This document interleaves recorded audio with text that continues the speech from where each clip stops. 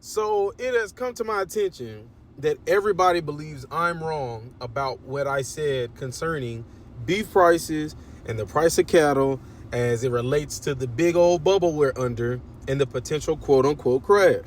And while nobody's presented any real evidence, only, well, that's what happened in the past, keep in mind, economically, America is in a situation it has never been in before. We have never had this much debt as a people. And I'm not talking about the government owing money. I'm saying individuals have never owed this much money to entities ever before in history. Farming industries have never been as monopolized as they are today.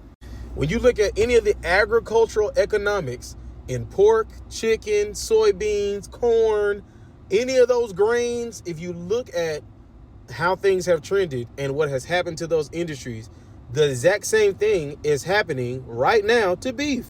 Chicken is so tied up, pork is so tied up, soybeans are so tied up that it doesn't matter what the cost of the actual seed is, the chicks are, or the pork is. The industries that buy these things set the price. And because they set the price, the consumer has to deal with whatever price that the producer feels like they're going to charge for said animal or said product. I'm not saying cow prices aren't going to drop. I don't think it's going to crash, but I'm naive to the fact of what a literal cow market crash would look like. Meaning, I don't know what price is considered a crash. But what I am saying is this: they are not going to drop beef retail prices to match cow prices at any point in time, because there's not a machine that can do what people do in terms of them cutting that actual meat. There's not a machine out there that can actually do it. There's machines that can do the grinding, that can do the weighing, that can do the shaping, but it can't do retail cuts, especially the big money cuts, which is the majority of what these big producers are trying to get out of this beef. So while prices of the inputs, meaning the price of the cow itself, might drop, the price of the grain isn't going down at all, as we've seen in the grain industry.